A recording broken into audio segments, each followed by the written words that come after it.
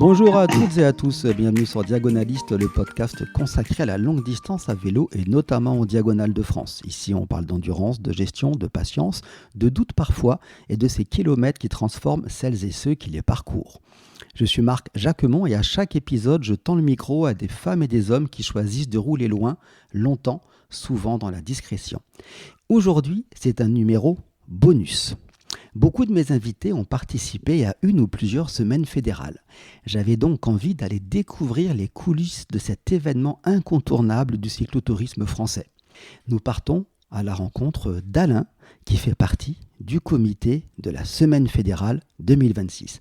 Bonjour Alain, merci de participer à ce podcast. Dans un premier temps, peux-tu te présenter ?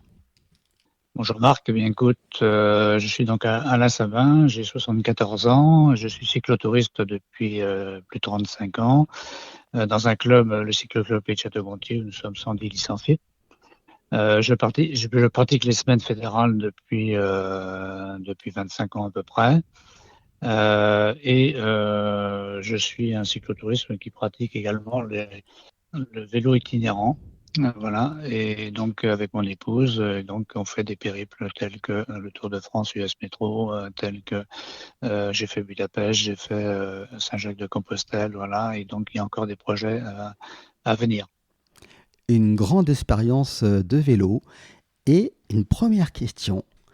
La semaine fédérale, c'est quoi ? Comment tu pourrais présenter la semaine fédérale à quelqu'un qui n'est jamais venu ?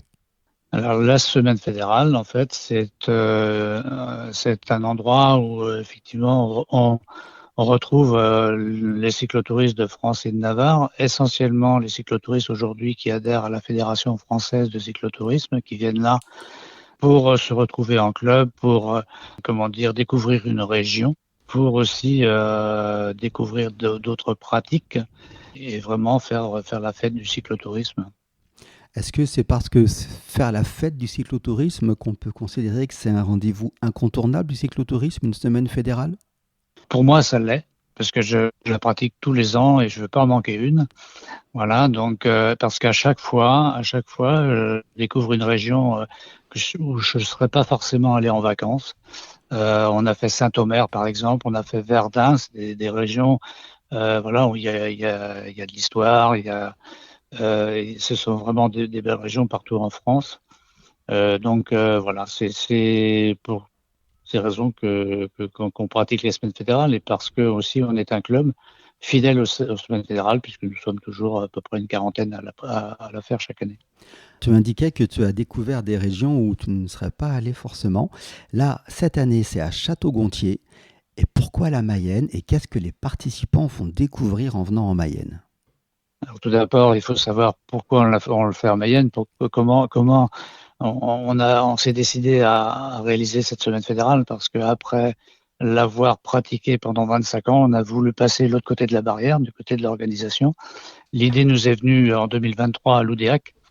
À l'occasion, à Loudéac, en fait, je me suis fait une déchirure musculaire et puis j'ai regardé un peu comment se pratiquait l'organisation et avec 3 de mes copains vélo, on a regardé un peu ça et puis finalement, on s'est mis autour de la table, on a réfléchi, on avait une ville, Château-Gontier, qui est une ville moyenne, plutôt de bonne taille pour accueillir une semaine fédérale, des infrastructures existantes qui pouvaient convenir. Et puis, dans une semaine fédérale, il faut savoir qu'il y a un camping éphémère, il faut trouver des infrastructures de ce côté-là, et on les avait également. Donc, après avoir décidé ça, on a fait valider auprès des collectivités.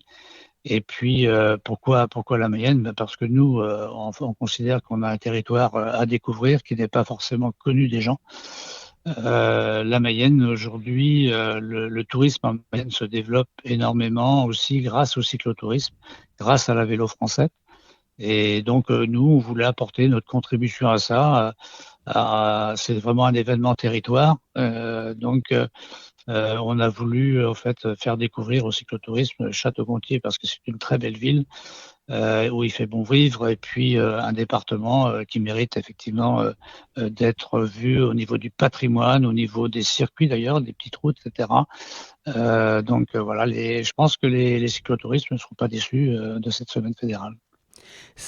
Merci Alain. C'est quel type de parcours? Vous n'avez pas de grand col, mais c'est plutôt vallonné, c'est assez peu plat. Est-ce que tu peux nous décrire un petit peu le type Alors, d'environnement? on a un département qui est en fait un peu en deux parties. La partie sud où Château-Gontier se situe, c'est un peu plus plat.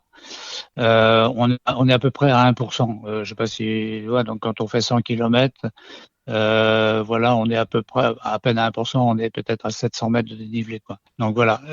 Et par contre, la partie nord est beaucoup plus vallonnée, puisqu'on a le Montaigu, Mont-Rochard, etc. Donc on arrive dans des endroits un peu plus pentus, quoi, hein. Et d'ailleurs, les boucles de la Mayenne, je sais pas si vous avez entendu parler dans cette compétition, donc c'est une très très belle épreuve avec beaucoup de succès parce que les coureurs aiment bien cette région. Ouais. Tu m'indiquais que le début de la réflexion d'être organisateur de cette semaine fédérale date de 2003 lors de celle de l'Oudéac. Là, vous êtes 4 coprésidents. Comment vous vous répartissez les rôles? La coprésidence, ça a des avantages et des inconvénients, hein. C'est-à-dire qu'en fait, on s'est bien réparti les rôles. Parce que bon, en fait, je suis la personne qui est plutôt la partie communication avec l'extérieur, avec la fédération, avec les structures, etc. Je fais le lien entre toutes les commissions, puisque nous avons créé 13 commissions. Chaque coprésident a pris la responsabilité d'une commission en plus de sa responsabilité de coprésidence. On s'est entouré de personnes avec des compétences. Il faut vraiment avoir de très très bonnes compétences dans plusieurs domaines, hein, que ce soit dans la compta, dans l'outil informatique, voilà, dans la communication. Il y a beaucoup de domaines où ça devient un peu professionnel, quoi. Donc il faut s'entourer de personnes compétentes et qui ont un peu de temps aussi, parce que voilà, c'est quand même assez prenant. Maintenant, on s'appuie sur un cahier des charges de la fédération, hein, puisque c'est une organisation de la fédération. On a fait valider notre dossier de candidature, voilà, qui a été accepté. Et après, ben, on a créé ce comité, on a recruté bien sûr tous les bénévoles, puisque aujourd'hui nous sommes dans la phase terminale où chacun va trouver son poste. Donc on est à 1200 bénévoles aujourd'hui.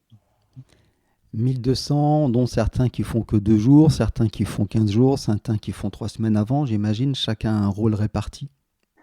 Alors, il y a tout un staff. Aujourd'hui, on a à peu près une cinquantaine de personnes qui travaillent à temps plein, presque dans les bénévoles, là, dans la préparation.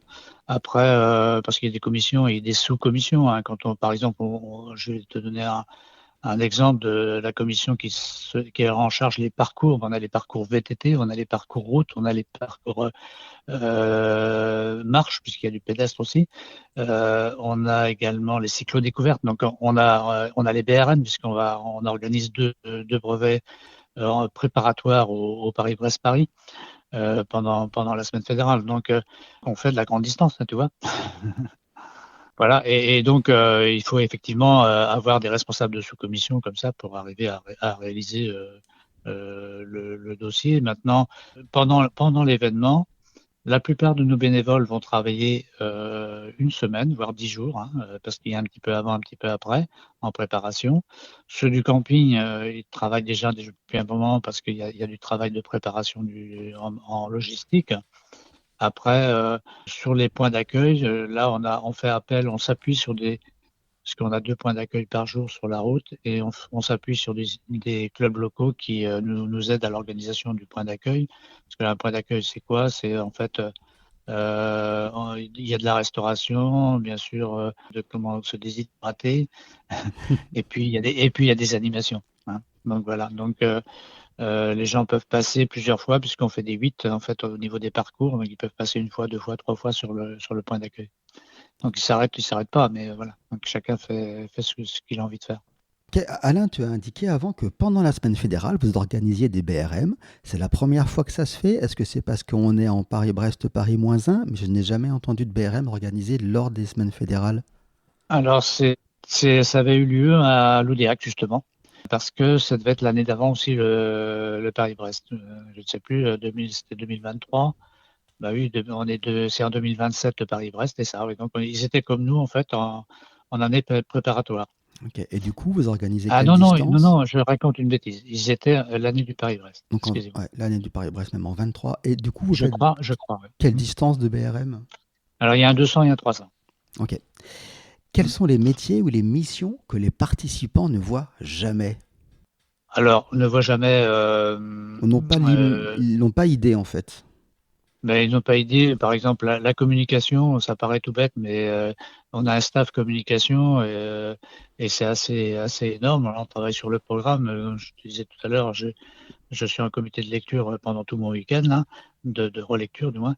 Et donc, il y a on s'imagine pas, mais effectivement, établir un journal, un programme, c'est du travail de journaliste presque, hein, ou de spécialiste. Donc, même si on a une boîte de com pour notre site internet, etc., mais à chaque fois que l'on travaille sur cette partie-là, par exemple, pour ne citer que ça, eh bien, faire la structure, c'est bien, mais le contenu, il faut, il faut s'y coller, quoi. Donc, on n'a pas trop le choix. Donc c'est quand même assez lourd de ce côté-là. On a aussi toute la partie comptabilité, parce que c'est quand même un budget d'1,5 million. Hein.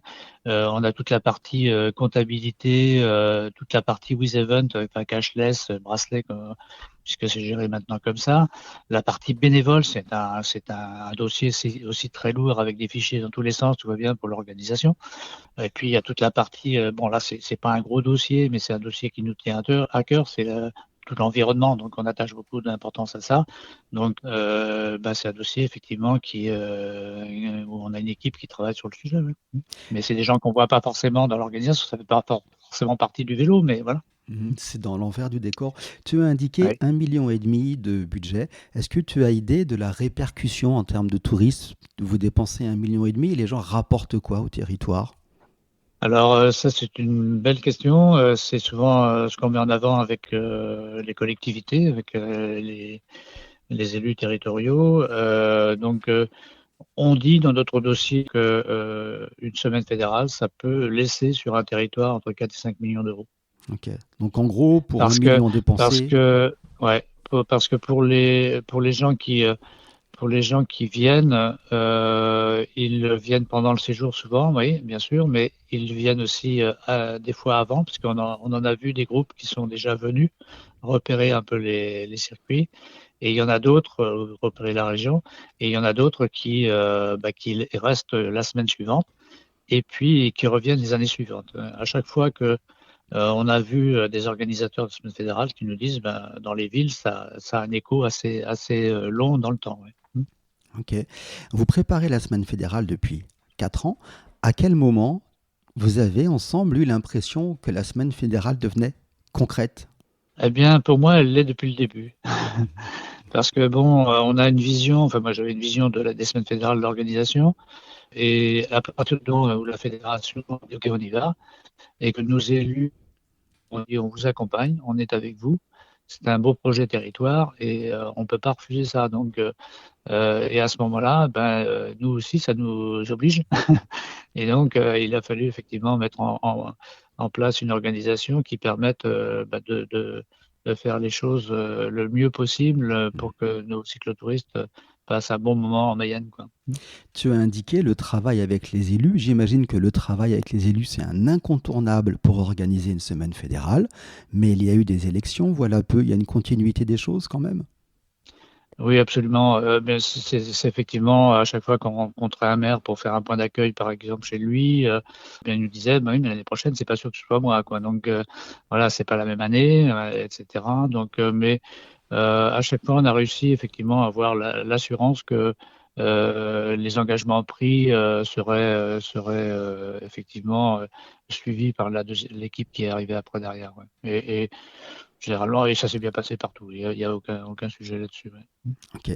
J'en viens à la construction des parcours. Comment on construit les parcours d'une semaine fédérale? C'est quoi les critères? C'est le paysage, c'est la sécurité, c'est le patrimoine? Comment vous définissez les parcours?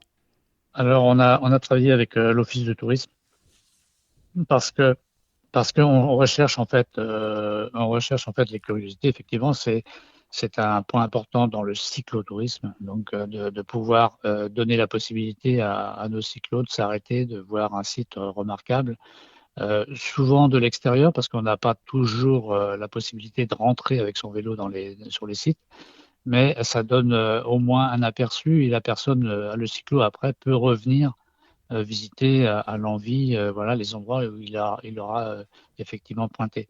Donc en fait, on s'appuie sur les curiosités, voilà, et après, bien sûr, les chemins, les routes, voilà, qu'on souhaite prendre, les petites routes. Donc, c'est pas toujours simple parce qu'il faut éviter effectivement les grandes routes, mais des fois, il y a une nationale à traverser, il faut essayer de trouver un pont, il faut essayer de trouver, voilà. Donc, c'est pas toujours évident. C'est un travail, d'ailleurs, jusqu'à la dernière minute. Il y a encore des choses qui changent. On a beau faire attention, mais là, on s'est trouvé, il y a pas longtemps. Bah mince, on croyait que c'était la rue d'à côté. On est passé, en fait, Open Runner passé dans la mauvaise rue. Mais donc, et là, on était dans une côte à 20%. Donc en Mayenne, vous voyez, donc 20% quand même. Vous Voilà. repérez tous les Non, mais c'est parcours? c'est- c'est important, c'est Mhm. important, les circuits, les parcours. Ouais. Ok. Vous les repérez tous ou vous les faites que sur un logiciel type Bah, Paper? on les repère tous et là, on va encore les contrôler une dernière fois là, cette semaine. Donc, Ok. la semaine qui vient.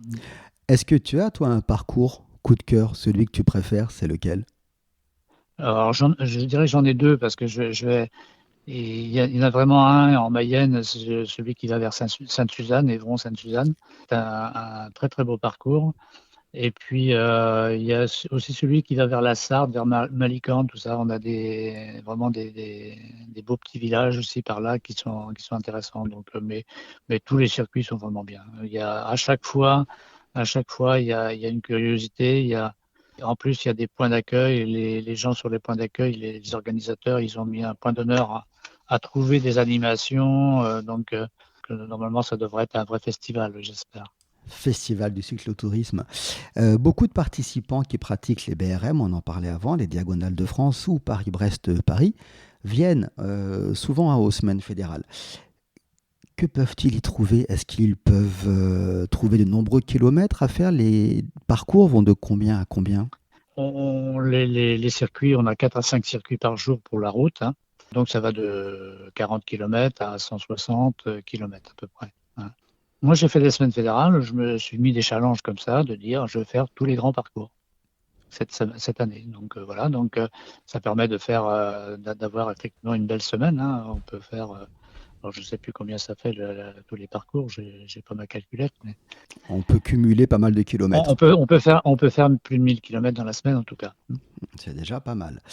C'est déjà pas mal. Et on s'était interrogé de faire un challenge d'ailleurs, challenge de plus. Mais alors j'étais un peu partagé là-dessus parce que c'est vraiment le cyclotourisme. Là, on est vraiment dans le sport tranquille pour la semaine fédérale. C'est pas, on n'a pas envie que les gens aillent trop vite sur les circuits, voilà, puisqu'il y a quand même beaucoup de monde. Donc c'est plutôt, on reste plutôt dans cet esprit-là, quoi, hein, tourisme, cyclotourisme famille, cyclotourisme sympa. Mais effectivement, celui qui veut rouler ou faire de la grande distance, eh ben, il peut le faire en partant plus tôt. Il sera sûr qu'il y aura moins de monde sur les routes, etc. Donc voilà. Ok, tu veux éviter le Donc il y a contraste, vraiment pour tous les goûts, quoi. ok, entre ceux qui se promènent et ceux qui sont là pour faire un temps. Voilà. C'est éviter ce Non. contraste-là. Oui, complètement. Oui. Alors, une fois que j'ai fini ma sortie, en général, les cyclistes se retrouvent au village fédéral. Qu'est-ce Oui. qu'on y trouve au village fédéral? Alors ça tombe bien puisque c'est moi qui m'en occupe, donc je pourrais y répondre. Donc là, nous avons à peu près 60 à 70 exposants. Nous avons des exposants, donc des vélocistes, bien sûr, donc tout ce qui rentre dans le champ commercial, donc des vélocistes, des gens qui vendent du vêtement, qui tournent autour du vélo. On a aussi un petit peu de gastronomique, on a pas mal de viticulteurs, hein, donc de toutes les régions de France, et qui suivent toutes les semaines fédérales. Donc voilà, ils ont l'habitude, on les retrouve chaque année.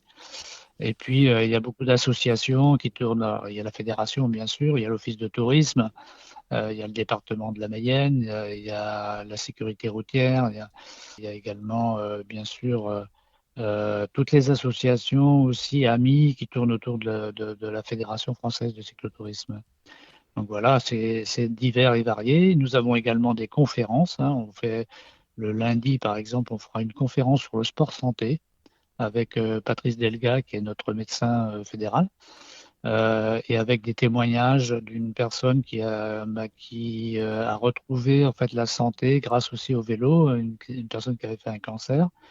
Donc c'est des témoignages comme ça. Donc on va avoir le lundi et le mercredi également sur le sport santé. Et nous aurons également le mercredi une journée inclusion. Donc, on aura des vélocistes spécialisés dans le domaine. On a Andy Biré qui est un chevronné du paracyclisme et qui fait du vélo couché. Donc, il sera notre homme phare de la journée. On a un petit circuit d'organiser le matin et l'après-midi, des démonstrations justement de vélos spécialisés comme ça. Donc, ce sera le mercredi toute la journée. Hmm. Voilà, donc il y a des animations en fait au village. Et il y a également, on pratique également la restauration puisque nos cyclotouristes, il faut les héberger, il faut leur donner des activités pendant la journée et puis il faut les restaurer à un certain moment, même si on les restaure aussi sur le midi sur les points d'accueil. Et le soir, on leur propose des dîners au village, quoi. Donc, on a un restaurateur qui nous assure des dîners. Donc, on a à peu près 5 à 6 000 dîners à servir sur la semaine. Un petit mot sur le camping de la semaine fédérale. Vous avez rassemblé un seul grand terrain, plusieurs terrains, et est-ce qu'il y a des nouveautés cette année? Alors, ce qui nous avait décidé à faire la semaine fédérale, c'est parce que aussi nous avons à Château-Gontier le VNB Fest. C'est un festival de musique qui est organisé depuis 4-5 ans là. Et sur ce festival, en fait, il y a déjà des terrains de camping, enfin des terrains, c'est des campings éphémères aussi, hein. Donc, on s'est appuyé un peu sur leur expérience et on a pu louer des terrains côté agricole aussi pour compléter. On a plus de 20 hectares, doit avoir 22 hectares sur lesquels donc on va sans doute accueillir entre 3 et 4 000 campeurs. Nous avons fait le choix, c'est aussi une nouveauté de cette semaine fédérale, nous avons fait le choix de ne pas utiliser le matériel de la fédération, puisque la fédération est propriétaire de douches, de sanitaires, etc., qui est du matériel qui a de l'âge, et donc on voulait passer à autre chose, parce que c'est souvent un peu nous qui pratiquons le camping aux semaines fédérales depuis toujours, c'était un peu le point noir, je pense, dans l'organisation. À la fois pour des raisons aussi sanitaires, hein, c'est pas terrible, et puis pas très confortable, quoi. Il faut le dire, aujourd'hui, il fallait passer à autre chose. Donc on est vraiment sur des sanitaires modernes qu'on retrouve dans les festivals, etc. Donc on a pris les mêmes sociétés qu'au VNB Fest, en plus des sociétés de la région, des Bretons. Et donc voilà, donc on est test au niveau de la fédération pour cette année. Et c'est sans doute ce qui va être après reconduit d'année en année, avoir quelque chose d'un peu plus confortable, un peu plus sécure aussi, parce que pour les bénévoles, le montage était très contraignant, très dangereux aussi. On a des bénévoles aussi qui sont pas tout jeunes des fois, donc voilà. Donc non, mais en fait, on a fait ce choix-là. Donc c'est aussi une nouveauté cette année. Ouais. Grande nouveauté. Tu as dit on a des bénévoles qui sont pas très jeunes.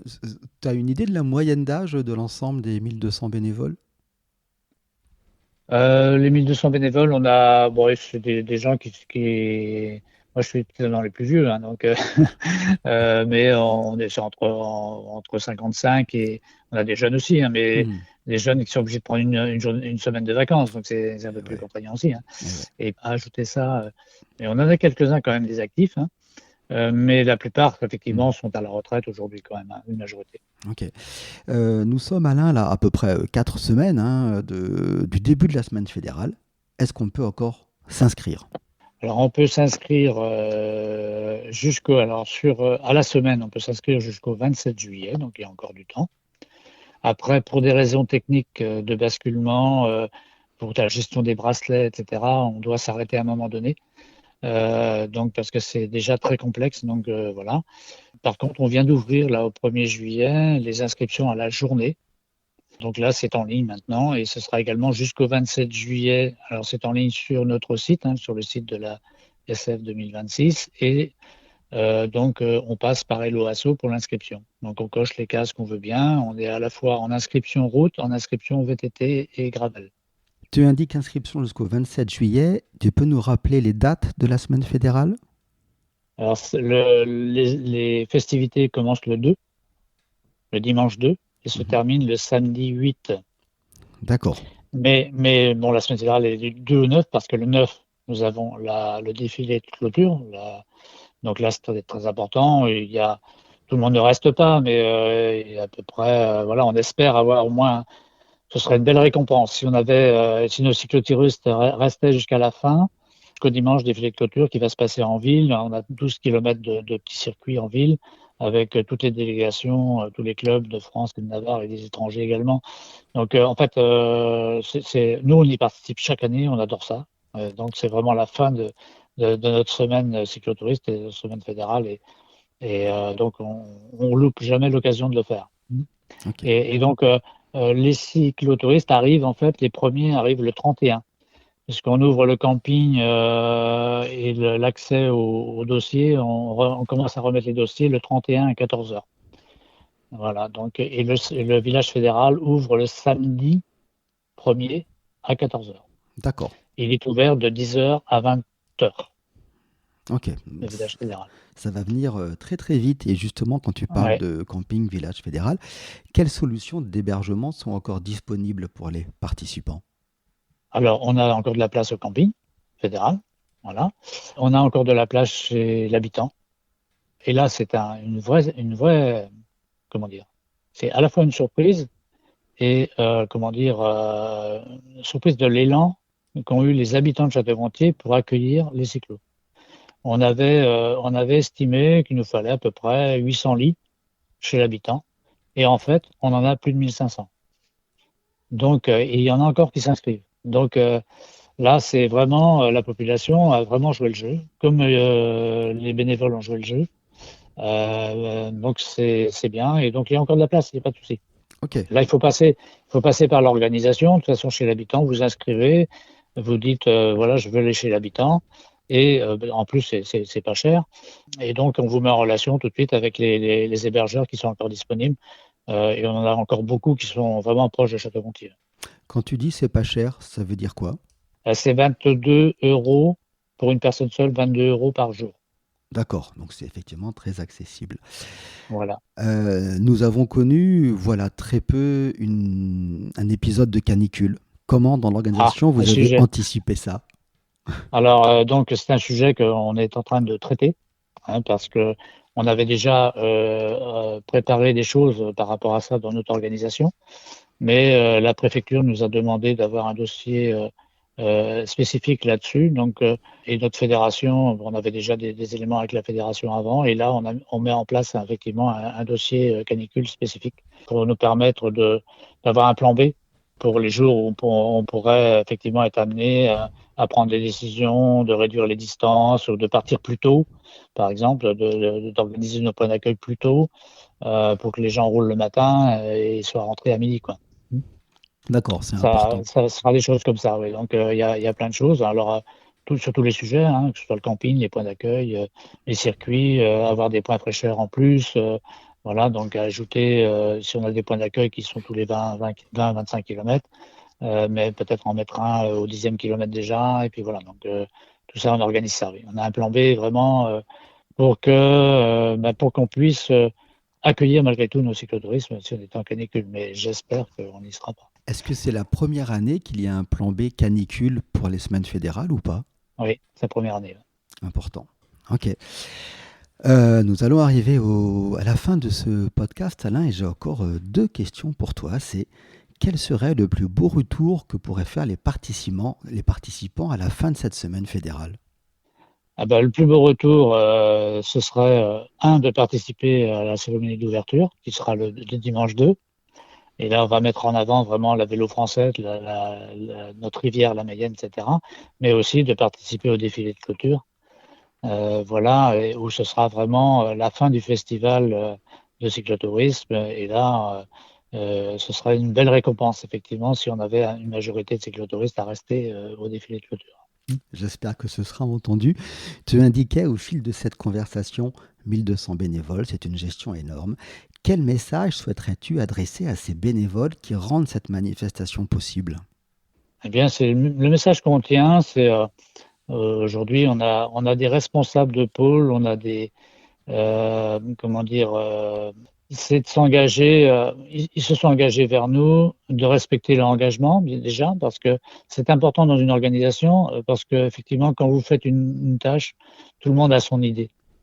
Mais on n'a pas toujours, effectivement, toutes les clés pour décider. Donc, il vaut mieux faire confiance aux responsables qui lui, voilà. Et si on veut mettre en place des choses, surtout de bien communiquer avec son responsable. Voilà. Donc, et surtout d'être accueillant, que ça se passe dans la convivialité. On n'est pas là pour se prendre la tête, et c'est ce qu'on dit également à nos participants, respecter nos bénévoles. Voilà. Donc, on est là pour que on passe une belle semaine ensemble. Et d'ailleurs, on se retrouve tous les bénévoles, on se retrouve le dimanche 9 après le défilé de clôture pour faire la fête ensemble dès le dimanche midi. Voilà, pour déjà commencer, on fera autre chose après, mais déjà pour débriefer notre semaine et puis passer un bon moment ensemble. Merci Alain. Que peux-tu dire comme dernier mot pour engager les futurs participants à venir vous rejoindre pour la semaine fédérale à Château-Gontier? Eh bien, on avait un défi. Notre défi, c'était d'arriver à 10 000 participants. Je pense qu'on n'y sera pas. On n'y sera pas, mais notre vrai chiffre, en fait, c'était plutôt 8 000. On avait, quand on travaille sur les chiffres et sur la prévisionnelle, c'est moi qui l'ai fait. On a aussi travaillé sur 6 000 parce que faut voir, voilà, c'était plutôt la tendance de ces dernières années. Et donc, j'ai envie de dire aux personnes qui sont encore indécises, eh bien, de regarder, d'aller voir sur notre site, qui donne envie quand même de pratiquer, de faire cette semaine fédérale, de venir nous rejoindre, ils ne seront pas déçus. Voilà, par rapport à ce qu'on a dit, la convivialité, le fait de découvrir une belle Mayenne, une belle ville de Château-Gontier. Donc, il y a encore de la place. Il y a encore effectivement, on disait tout à l'heure, des places chez l'habitant, des places au camping. Vivre une semaine fédérale au camping fédéral, c'est vraiment à faire au moins une fois dans sa vie. Et une semaine fédérale, c'est quand on y a goûté, quand on a fait une semaine fédérale, eh bien, on y revient. Et donc, c'est signe que effectivement, il y a des choses qui se passent vraiment et qui donnent envie après de revenir faire ce séjour, parce que c'est vraiment un séjour d'une semaine, une semaine de vélo sympa. Ouais. Merci beaucoup Alain pour ces explications. Merci de nous avoir fait découvrir une semaine fédérale, l'envers du décor, de nous avoir donné envie de venir en tout cas. Et je te souhaite vraiment à vous et à toute l'équipe que cette semaine soit une réussite et qu'elle se passe au mieux. Merci beaucoup également à vous toutes, auditrices et auditeurs, d'être fidèles à Diagonaliste. Si vous souhaitez partager votre expérience de la longue distance ou d'un autre événement à vélo, n'hésitez pas à m'écrire à diagonaliste au pluriel @gmail.com. Merci beaucoup. Au revoir Alain. Merci Marc.